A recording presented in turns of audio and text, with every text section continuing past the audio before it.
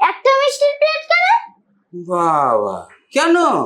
আগের বার তো খুব বড়াই করে বলেছিলেন না যে আমি ডেটে আছি, আমি এত মিষ্টি খাই না। ডেট করার মতন আমার এজ হয়নি, আর ওটা ডাইট হবে। হ্যাঁ ওটাই।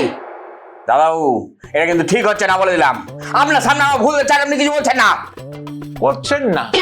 ও কেন ডায়েট করতে যাবে রে কেশটা? হ্যাঁ, বিট্টু যথেষ্ট রোগা, ওর শরীর ঠিকই আছে। জ্যাঠামশাই, বলছি জ্যাঠামশাই ওটা আগে নিজের ভুলগুলো ঠিক করুন, তারপর অন্যের ভুলগুলো ধরবে। আমি কিন্তু ওভাবে বলছো কেন? বাচ্চা ছেলে অমন মিষ্টি করে কথা বলে। বলছি তোমার বাচ্চা খুব পছন্দ না? হ্যাঁ, খুব। হ্যাঁ, আমি আছি তো।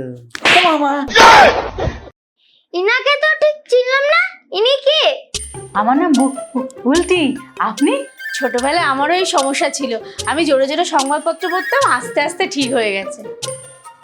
সেটা যেমন ঠিক হয়েছে, তেমন আরেকটা জিনিসও হয়েছে। আমার মামার বাড়ির পাড়ায় কোনো কাক কাছাকাছি বসতে পারতো না, মা এত জোরে জোরে পেপার ফোকতো। আমি কিছুতেই সহ্য করবো না, আমার বলটি রমন। আরে না না, উনি তো ঠিকই বলছেন, উনি তো আমার ভালোর জন্যই বলছেন, কিন্তু আমার সমস্যা একটা জায়গাতেই। কোথায়? আমি তো পড়তেই জানি না। ও বুঝলাম, গোড়ায় গন্ডগোল। গন্ডগোলটার কিন্তু একটা সলিউশন আছে গুবলেট। তুই এক কাজ কর, তুই বরং বুলটিকে পড়ানো শুরু কর। হ্যাঁ, আমার কোনো আপত্তি নেই।